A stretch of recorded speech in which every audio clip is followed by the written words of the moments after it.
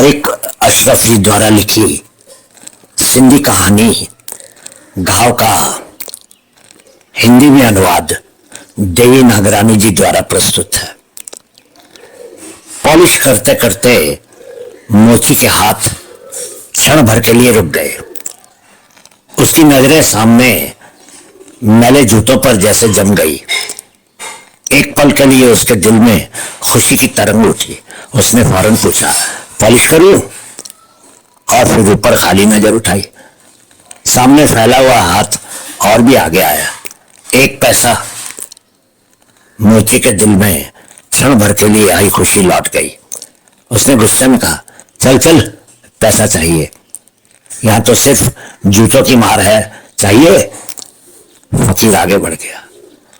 एक क्लर्क के आगे उसने हाथ फैलाया, जिसके सूखे बाल पेशानी पर परेशान थे। सुबह से भूखा हूं, 2 रोटियों का सवाल है।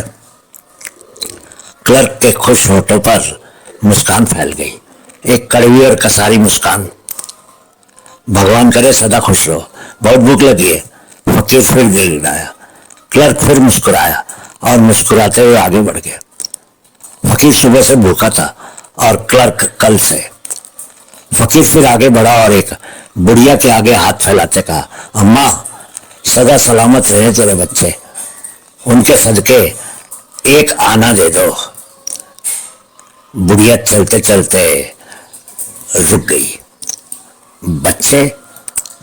उसके ओठ कप कपाने लगे और वो आगे बढ़ गई।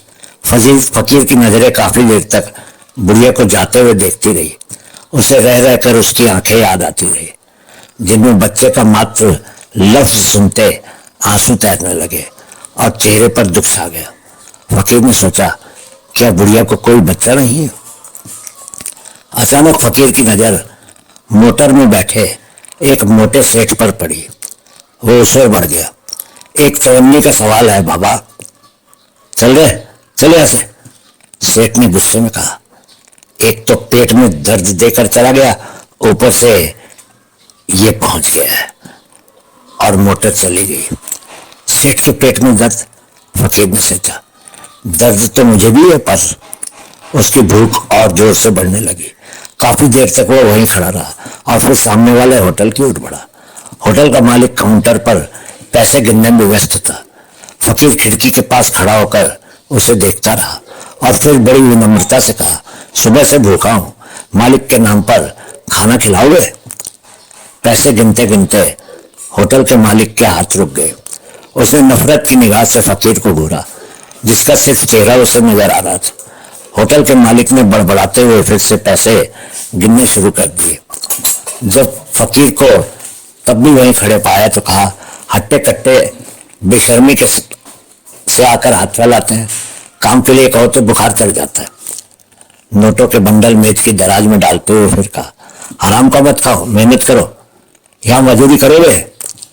फकीर खामोशी से खिड़की के पास से हट गया। होटल के मालिक ने गुस्से में कहा, काम के लिए कहा तो बुखार चढ़ गया, हरामखोर। फकीर होटल के पास से हटकर रास्ते पर आया। उसे होटल के मालिक पर बहुत क्रोध आया। उसका चेहरा तमतमाने लगा, पर कुछ देर बाद उसका गुस्सा ठंडा हुआ और उसके होठों पर फीकी मुस्कान उभर आई। ऐसी मुस्कान जिसमें बेबसी और नाराजगी समाई थी। हट्टा कट्टा हूं, मेहनत नहीं करता। वह खुद अपने आप पर हंसने लगा। उसकी नजर अपने दुर्बल जिस्म की बाईं बांह पर पड़ी, जिसकी उंगली और कलाई कट चुकी थी। उसका ध्यान टांग की तरफ खिंचता चला गया, जहां घाव नासूर बनकर सदा बहता रहता था। फकीर ने सोचा, भला होटल के मालिक को क्या पता। अब उसे ज्यादा थकान महसूस होने लगी थी और भूख भी बेइंतहा सताने लगी। वह एक बंद दुकान की सीढ़ी पर बैठ गया।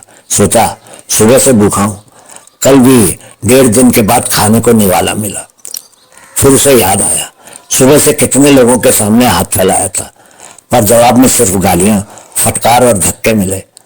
उसे वो धक्का तो अब तक याद है, जो 1 पैसा मांगने पर उस आदमी ने दिया था। वो जमीन पर गिर पड़ा था। गिरने की वजह से घाव पर जोरदार पीड़ा के कारण वह तड़प उठा था, पर किसी को भी उस पर रहम न आया। उल्टा कुछ कहने लगे, अच्छा हुआ उसकी यही सजा है। जो खड़े थे सब हंसने लगे।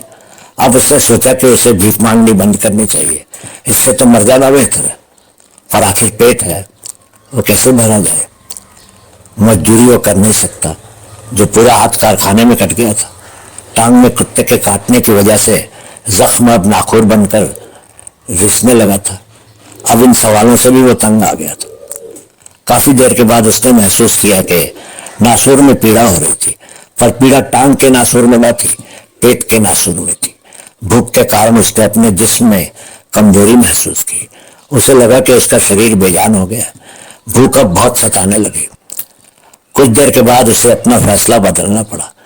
एक ही सोच हावी रही, पहले तो पेट की आग बुझानी पड़ेगी, फिर भीख न मांगने का फैसला होगा। ये सोचकर फकीर दुकान की सीढ़ी से उठा। उठते ही उसकी नजर एक सफेद पोश वृद्ध पर पड़ी, जो आस्ते आस्ते जा रहा था। उसके हाथ में जयमाला थी, जिसे फेरते हुए कुछ जाप करता जा रहा था। फकीर वृद्ध की ओर बढ़ा, जो उससे काफी आगे चल रहा था। फकीर की टांगों में ताकत नहीं थी, पर भूख ने अपना कदम बढ़ाया। तेजी से बढ़ते हुए वह वृद्ध के करीब आया। उसकी सांस धोखने की तरह चल रही थी, पत्तन निढाल हुआ जा रहा था।